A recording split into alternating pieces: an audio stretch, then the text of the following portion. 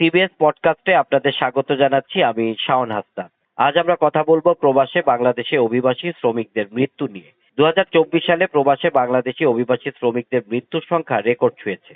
ওই বছর 4,813টি মৃতদেহ দেশে ফেরত আনা হয়েছে, যা আগের বছরের চেয়ে প্রায় 6% বেশি। Refugee and migratory movement research unit রামরুর এক গবেষণায় বলা হয়েছে, মৃতদের গড় বয়স ছিল 38 বছর। প্রবাসে অভিবাসী বাংলাদেশি শ্রমিকের এই মৃত্যুর হার কেন বাড়ছে এই বিষয়ে কথা বলতে আজ আমাদের সঙ্গে যোগ দিয়েছেন ব্র্যাকের অভিবাসন কর্মসূচির সহযোগী পরিচালক শরীফুল ইসলাম হাসান। জনাব হাসান, আপনাকে স্বাগত জানাচ্ছি আমাদের আজকের টিবিএস পডকাস্টে। প্রথমেই আপনার কাছে জানতে চাচ্ছি যে 2024 সালে আমরা দেখলাম যে প্রায় 4,813টি মৃতদেহ দেশে ফেরত আনা হয়েছে, যা এর আগের বছরের চেয়ে 6% বেশি। এই মৃত্যুর হার বাড়ছে কেন প্রবাসে বাংলাদেশি শ্রমিকদের? ধন্যবাদ। আপনি যদি দেখেন, আমাদের 1 কোটিরও বেশি প্রবাসী দেশের বাইরে কাজ করে। তার মধ্যে কিন্তু প্রতি বছর গড়ে আমাদের প্রতি বছরই সংখ্যাটা বাড়ছে। 4,000 4,500 করে লাশ আমাদের দেশের বাইরে আসছে, এবং এই লাশগুলো যদি আপনি দেখেন কোথা থেকে আসছে, তাহলে আপনি দেখবেন 61% লাশ আসছে মধ্যপ্রাচ্য থেকে, এবং বাকিটা আপনার মালয়েশিয়া, সিঙ্গাপুর বা অন্যান্য দেশ থেকে আসছে। সবচেয়ে বেশি এককভাবে লাশ আসে আসলে সৌদি আরব থেকে। সাংবাদিক হিসেবে দীর্ঘদিন যখন কাজ করেছি, আমি এই মৃত্যুর কারণগুলো অনুসন্ধানের চেষ্টা করেছি। তো ভীষণ দুঃখজনক হলো, এই যে একজন প্রবাসী যারা মারা যায়, তাদের কিন্তু অনেকের জীবন 28 বছর, 30 বছর, 32 বছর, 25-26 বছর বয়সে তাদের জীবন থেমে যায়, এবং এদের একটা বড় অংশই কিন্তু মারা যায় হচ্ছে ব্রেন স্ট্রোক, হার্ট অ্যাটাক, নানান দুর্ঘটনা, এই সমস্ত কারণে মারা যায়। তো আমরা আসলে বোঝার চেষ্টা করেছিলাম, আমি টানা 2 বছর যতগুলো ডেড বডি এসেছে, এখানে তাদের মৃত্যুর কারণ অনুসন্ধান করতে গিয়ে আমি দেখেছিলাম 90% তাদের মৃত্যু ঠিক স্বাভাবিক মৃত্যু নয়। তাদের মৃত্যুর সাথে দুর্ঘটনা, মানে কোনো না কোনো অস্বাভাবিক কোনো বিষয় রয়েছে। এবং সৌদি আরবে দীর্ঘদিন কাজ করেছেন এমন চিকিৎসকদের সঙ্গে কথা বলে আসলে কারণগুলো বোঝার যেতে চেষ্টা করেছি। তাতে বেশ কয়েকটা কারণ রয়েছে। তার মধ্যে যদি বলি, মূলত আসলে আমাদের কর্মীরা বাংলাদেশ থেকে, আপনি জানেন, বিদেশ যাওয়ার খরচ গোটা পৃথিবীর মধ্যে সবচেয়ে বেশি, আর আমাদের কর্মীদের আয় গোটা পৃথিবীর মধ্যে সবচেয়ে কম। এখন ধরেন একজন মানুষ যখন 10 লাখ 15 লাখ টাকা খরচ করে বিদেশে যায়, যাওয়ার পর বাংলাদেশের যে কাজগুলো করে তাকে সংক্ষেপে আমরা বলি 3D, মানে সব ডার্টি, ডেঞ্জারাস, ডিফিকাল্ট, মানে সবচেয়ে ঝুঁকিপূর্ণ, কঠিন এবং ডিসেন্ট না এরকম কাজগুলো বাংলাদেশিরা করে।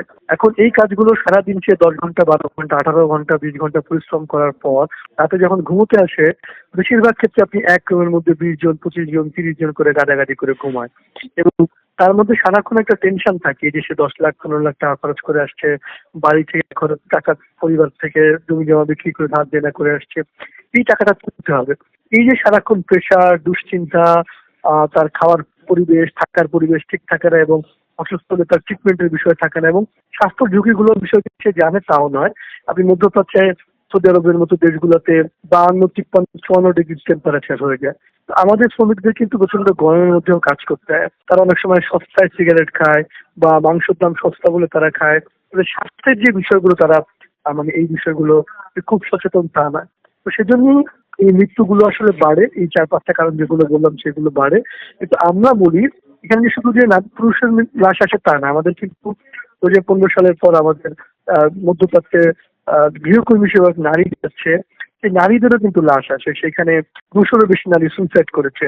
1,000-এর মতো নারীর লাশ আসছে, যার বেশিরভাগই মধ্যপ্রাচ্য থেকে। তাদের শরীরেও কিন্তু মৃত্যুর চিহ্ন থাকে।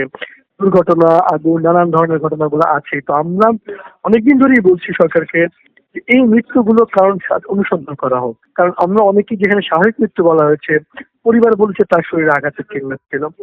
আবিরন নামে একটা মেয়ে সৌদি আরবে, আপনি জানেন, মারা গেছে, তার লাশ, তার শরীরে প্রায় 7-8 মাস পর যখন লাশ আসলো, তার শরীরে নিপীড়নের চিহ্ন ছিল। তো সেই কারণে আমরা মনে করি আসলে সরকার যদি একটা তদন্ত কমিটি বা একটা কমিশন বা একটা ইনভেস্টিগেশন, একটা রিসার্চ করে, গবেষণা করে, কেন আমাদের প্রবাসী এত বেশি বিদেশে মারা যাচ্ছে, কি কারণে মারা যাচ্ছে, সেই ইনভেস্টিগেশন করে যদি আমরা যাওয়ার আগে তাকে স্বাস্থ্য সচেতন করতে পারি, সেটা মৃত্যু যদি একটু তদন্ত হয়, যে মৃত্যুগুলো অস্বাভাবিক বা নির্যাতনের ঘটনাগুলো হচ্ছে, সেই মৃত্যুগুলো যদি আসলে দেখা যায়, বা আসলে কেন তার স্বাস্থ্য ঝুঁকি তৈরি হচ্ছে, কোন পরিবেশে সে থাকছে। আমি মনে করি এই যে গোটা পৃথিবীর বিনিময়ে কিন্তু একটা মানুষের জীবন পাওয়া যায় না। আপনি পৃথিবীর সমস্ত সম্পদ দিয়ে একটা মানুষের জীবন পাবেন না। এখন যেই মানুষটা চলে যায়, তারা কিন্তু পরিবারের একমাত্র ক্ষম মানুষটা। আপনি এক বছরে 4,500 কথা বলছেন। 2008 সাল থেকে আমার কাছে ডেটা আছে, তাতে আমি বলবো যে গত 17 বছরে বা 16 বছরে প্রায় 50,000 প্রবাসী আমাদের মারা গিয়েছে। মানে 50,000 সংখ্যাটা কিন্তু বিশাল। এই যে বিশাল। 50,000 প্রবাসী মারা গেল, যাদের বয়স 25, 26, 28, এই মৃত্যুগুলো কেন আমাদের এত প্রবাসী মারা যাচ্ছে? যেই প্রবাসীরা দেশের অর্থনীতি সচল রাখছে, বছরে $27 বিলিয়ন পাঠাচ্ছে। তো সেই প্রবাসীদের আসলে আমি মনে করি তাদের স্বাস্থ্যের বিষয়টা, তাদের মৃত্যুর কারণগুলো আমি মনে করি যে আমাদের অনুসন্ধান করা উচিত। তাতে যদি আমরা একটা মানুষের জীবন বাঁচাতে পারি স্বাস্থ্য সচেতন করে, ব্যবস্থা নিয়ে, অসহায়ের পেছনে তদন্ত করে, আমি মনে করি একটা মানুষের জীবন বাঁচাতে পারলে সেটাও তো একটা পরিবারের অনেক কিছু। এবং অনেক কিছু। এই মানুষগুলো শুধু যে মারা যায় তা না, অনেকে কিন্তু পঙ্গু হয়ে ফেরত আসে, দুর্ঘটনায় ফেরত আসে। আপনি জানেন আমাদের প্রবাসীদের কিডনির রোগ অনেক বেশি হয়, মধ্যপ্রাচ্য দেশগুলোতে থাকে, ঠিক মতো পানি খেতে পারে না, প্রচুর তার কিডনির রোগ হয়।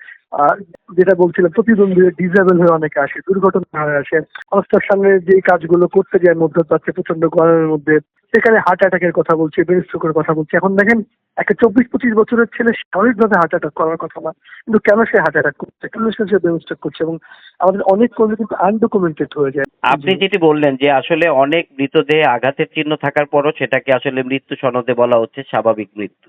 তাহলে সেক্ষেত্রে কি সরকার আসলে ময়নাতদন্ত কেন করছে না এগুলো? ময়নাতদন্ত করে তারপরে তো কারণ অনুসন্ধান করা যায়।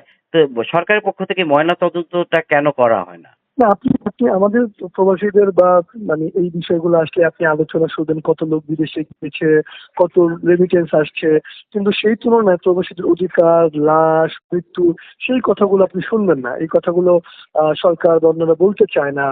সবসময় উন্নয়নের গল্পগুলো সব সরকার বলতে চায়। তার পেছনে যে কষ্টের কথা আছে, যে দুঃখের কথা আছে, প্রতিটা মানুষের যে গল্পের কথা আছে, জীবন হানির কথা আছে, মৃত্যুর কথা, সেই কথাগুলো আসে না। সে কারণে আমরা বলছিলাম যে ধরেন এই যে 4,500 লাশ আসলো, আমি মনে করি যে আপনি যদি সেখান থেকে র্যান্ডম বেসিসেও কিছু লাশ তদন্ত বের করে সে আসলে কেন মারা গেল তদন্ত করে যদি আপনি বের করতেন, বিশেষ করে নারীরা কেন সুইসাইড করছে, তার কোনো টর্চারের ঘটনাগুলো ঘটেছে কিনা, আমি মনে করি প্রতিটা মৃত্যুর ঘটনার একটা প্রাথমিক অনুসন্ধান হওয়াটা জরুরি। কারণ পরিবার অনেক সময় এই মৃত্যুগুলোকে স্বাভাবিকভাবে তারা মেনে নিতে পারে না। তো কাজেই আমি বলছি যে যদি কোনো মৃত্যু অস্বাভাবিক হয়ে থাকে সেটা যেমন তদন্ত করা, পাশাপাশি এই যে বিপুল সংখ্যক মানুষ ব্রেন স্ট্রোক বা হার্ট অ্যাটাকে মারা যায়, তাদের অনেকেই তার থাকার পরিবেশ স্বাস্থ্যসম্মত না। সারাদিন কাজ করে এসে আমাদের প্রবাসীরা যেই এক রুমের মধ্যে 25, 30, 40 জন থাকে, এবং আপনি শুনলে অবাক হবেন, অনেকে তারা শিফট করে ঘুমায়, কারণ তার ঘুমানোর জায়গা নেই। একজন উঠলে তারা আরেকজন করে ঘুমাবে। তাদের থাকার পরিবেশ যদি আপনি দেখেন, আলো বাতাস ঢোকে না, এবং তারা স্বাস্থ্য সচেতন না, এবং যেটা বলছিলাম অনেক সময় তারা আনডকুমেন্টেড থাকে, মানে অনিয়মিত কর্মী, তার 2 বছর থাকার কথা ছিল, টাকা তুলতে পারেনি, সে আরো 3 বছর অতিরিক্ত সময় থাকছে, অনিয়মিত বা অবৈধ হয়ে গেছে কাগজে কলমে, তখন সে চাইলে কোনো ডাক্তার দেখাতে পারে না। আবার ডাক্তারের সাথে যে ভাষায় কথা বলতে হবে সেইগুলো সে জানে না। তো সে কারণে যদি ধরেন আমাদের সরকার যদি বিষয়টা গুরুত্ব নেয়, আমাদের দূতাবাস যদি মেডিকেল ক্যাম্প করে, যে সমস্ত যেখানে অনেক বেশি কর্মী হয়েছে সেখানে যদি স্বাস্থ্য সচেতনতার কথাগুলো বলে, যাওয়ার আগে যদি স্বাস্থ্য বিষয়ক তাকে খুব ভালো করে গুছিয়ে বলা যায় যে কতটুকু পানি খাবে, কি পরিমাণ সস্তা সিগারেট খাবে কিনা, মাংস খাবে কিনা, খেলে কতটুকু পানি খাবে, গরমের মধ্যে কি করবে, এই যে এই বিষয়গুলো নিয়ে সরকার যদি সচেতন হয়, তারা যদি এটাকে দায়িত্ব হিসেবে নেয়, তাহলে আমি মনে করি যে আমরা অন্ততপক্ষে কিছু প্রাণ বাঁচাতে পারবো। একটা প্রাণও যদি আমরা বাঁচাতে পারি তাহলে তো একটা পরিবারের কাছে বেঁচে গেল। আমি মনে করি যে এই বিষয়টাকে আমরা বছরের পর বছর অবহেলা করেছি। অবহেলা করেছি। আমি আপনাকে যদি একটু থামাই, মানে আমি যদি একটু জানতে চাই, আমি আরো আমার অনেক প্রশ্ন আছে। আমি যদি একটু আপনার কাছে জানতে চাই যে এই যে মৃতদেহগুলো আসার পরে তারা তো ওখানে অনেক টাকা লগ্নি করে গিয়েছিলেন, তারপর হয়তো মাঝপথে চলে আসলেন, তো তারা কি প্রপার ক্ষতিপূরণটা পায় এই পরিবারগুলো? ওইসব বিদেশের ওই কোম্পানিগুলো থেকে কোনো নজির কি আছে? না, প্রথমত দেখেন মৃত্যুর কোনো ক্ষতিপূরণ হয় না। তারপরে আপনাকে বলি যে মানুষের যে জীবন চলে যায়, পরিবারের তো সর্বস্ব হারিয়ে যায়, পরিবারের একমাত্র অবলম্বন হারিয়ে তবে তার কোনো ক্ষতিপূরণ হয় না। তারপরে আপনি আর্থিক ক্ষতিপূরণের কথা বলছেন। আমাদের বেশিরভাগ মানে যারা বিদেশে কাজ করতে যায় তাদের কিন্তু ইন্স্যুরেন্স থাকে না, প্রপার ডকুমেন্টেশন থাকে না। যে প্রতিষ্ঠানে কাজ করার কথা সেখানে সে কাজ না করে অন্য কোথাও কাজ করে, কারণ তার চুক্তি আসলে মালিকই সে খুঁজে পায় না। তার ফলে দেখা যায় একটা বড় অংশই তারা যে মৃত্যুর কারণে যে ক্ষতিপূরণ সেটা তারা পায় না। আমাদের কোনো বৈধ কর্মী যদি সে সরকারের নিয়ম মেনে যায়, তাহলে সে মারা যাওয়ার পর সরকার তাকে 3 লাখ টাকা দেয়, তার পরিবারকে মৃতদেহের জন্য 3 লাখ টাকা দেয় এবং দাফনের জন্য 25,000 টাকা দেয়। কিন্তু যে কোম্পানিতে সে কাজ করলো, আমি মনে করি সেখান থেকে তার ক্ষতিপূরণ পাওয়া উচিত ছিল। সেক্ষেত্রে সিঙ্গাপুর বা মধ্যপ্রাচ্যের কোনো কোনো দেশ বা কোনো কোনো কর্মী অনেক সময় ক্ষতিপূরণ পায়, কিন্তু একটা বড় অংশই কিন্তু তারা ওই নিয়োগকর্তার কাছ থেকে তারা ক্ষতিপূরণ পায় না। তাদের যেহেতু প্রপার ডকুমেন্টেশন থাকে না, মালিক থাকে না, ইন্স্যুরেন্স থাকে না, তাদের একটা বড় অংশই কিন্তু তারা ক্ষতিপূরণ পায় না। এবং আরেকটা জিনিস আমি যদি বলি, আমাদের প্রবাসীরা মারা যাওয়ার আগে কিন্তু সরকারকে একটা কল্যাণ ফি দিয়ে যায়। এখন সে যখন মারা যায় তখন 3 লাখ টাকা সে পাবে, কিন্তু বেঁচে থাকলে, অসুস্থ হলে তার পাশে কিন্তু রাষ্ট্র সে হয়ে দাঁড়ায় না। কারণ আপনি মরে গিয়ে 3 লাখ টাকা পাবেন, তার চেয়ে আসলে জরুরি হচ্ছে তার বেঁচে থাকতে তার স্বাস্থ্যের দিকটা দেখা, তার অধিকারের দিকগুলো দেখা, সেটা কিন্তু অনেক জরুরি ছিল।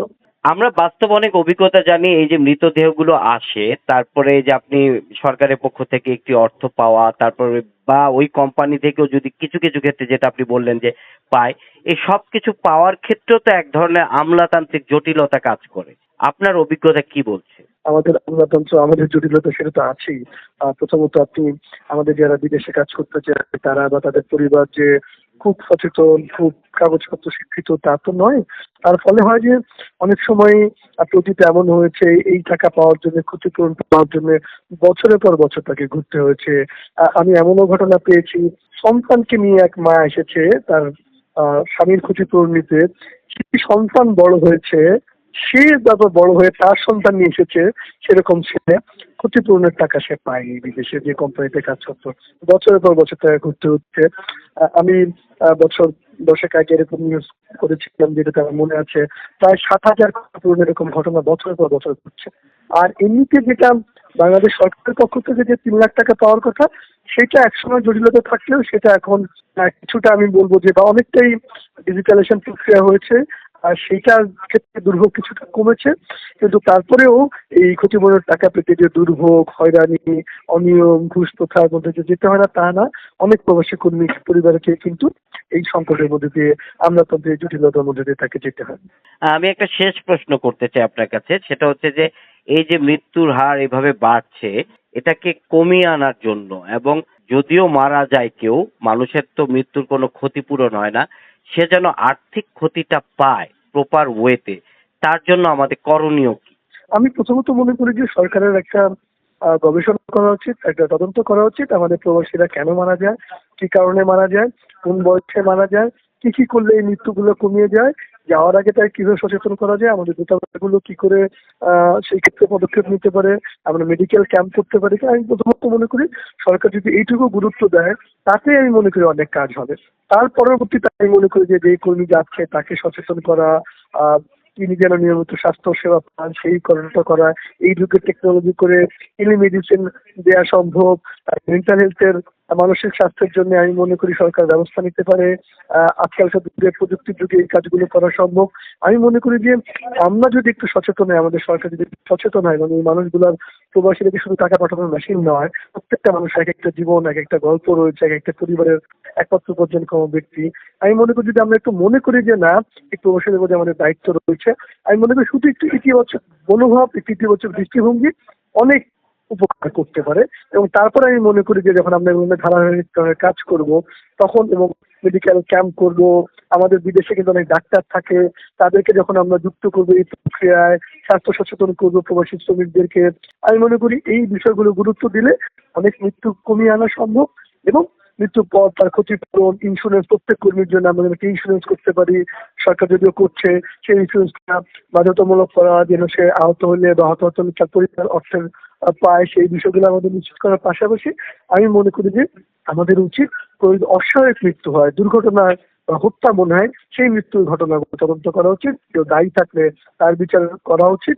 এবং নারীর মৃত্যুর ঘটনাগুলো, যেগুলো সুইসাইডের ঘটনাগুলো, আত্মহত্যা, তারা কেন আত্মহত্যা করছে সেই বিষয়গুলো অনুসন্ধান করা উচিত। এবং আমি মনে করি যে এটা আমাদের 50,000-এর বেশি প্রবাসীর লাশ গত 16 বছরে আসলো, আমি মনে করি যে এই যে বিশাল সংখ্যা, আমি মনে করি যে আমাদের প্রবাসী আয় বা রেমিটেন্সের পাশাপাশি এই প্রবাসীদের জীবন, 1 কোটি প্রবাসী মানে 1 কোটি মানুষ, 1 কোটি অভিমান, সুখ দুঃখ, সেই মানুষগুলোর প্রতি আমাদের আরেকটু সম্মান, রাষ্ট্রের আরেকটু গুরুত্ব দেওয়া উচিত, এবং তাদের প্রত্যেকটা মানুষ যেন ভালো থাকে সেই বিষয়টা আমাদের মানে গুরুত্ব দেওয়া উচিত। কারণ দিন শেষে এই 1 কোটি মানুষের প্রত্যেকের বুকের মধ্যে কিন্তু বাংলাদেশ বা লাল সবুজের পতাকা থাকে, তাদের অর্থে যেহেতু দেশ চলে, আমি মনে করি তাদের প্রতি আমাদের আসলে কর্তব্য এবং দায়িত্ব রয়েছে।